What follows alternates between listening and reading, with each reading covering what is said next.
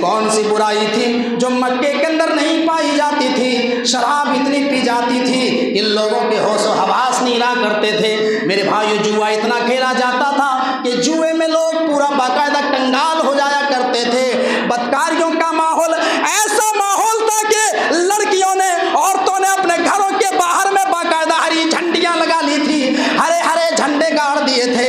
और झंडियां इस बात की अलामत होती थी कि जो आदमी मेरे पास आना चाहे, जो लड़का मेरे पास आना चाहे, वो बिला झिझक आ जाए, वो बेधड़क आ जाए, वो हमारे पास आ जाए। और लोग उसके पास पूरे साल जाया करते थे।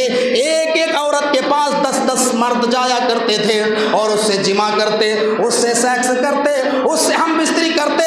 और जब बच्चा ठहर जाता, जब हमल ठहर जाता, तो खाने काबा से कयाफा सनाश को बुलाया जाता।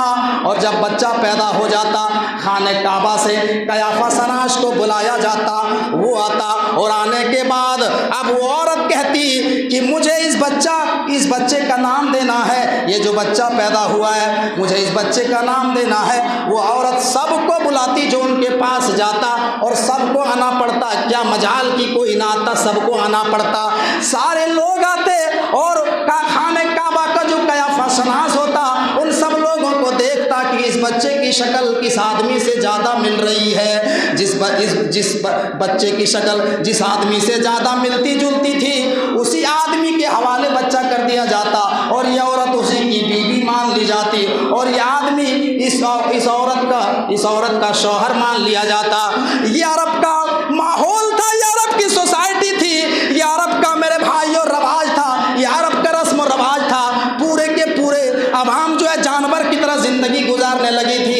इसी को भागवत पुराण में कहा गया, इत्थे कलोगत प्राय जनेषु घर घर गिड़े धर्मत्राणाय सत्वेन भगवान उत्तरिष्यति।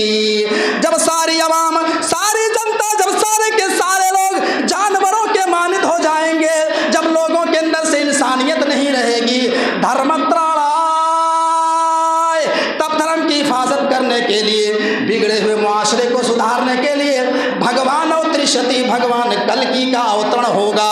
यानी ऐसे माहौल में ईश्वर उस दौर में एक नए ऋषि को भेजेगा, एक रसूल को भेजेगा, एक पैगंबर को भेजेगा। अल्लाह तबारक व तआला ने ऐसे गंदे माहौल में अल्लाह के नबी सल्लल्लाहु अलैहि वसल्लम को जब नबूवत से सरफराज किया, अल्लाह के नबी सल्लल्लाहु अलैहि वसल्लम जब रसूल बनकर के मक्का के अंदर आए, आपने इन तमाम बुराइयों को दूर किया, इन तमाम जहालतों को ख़त्म किया।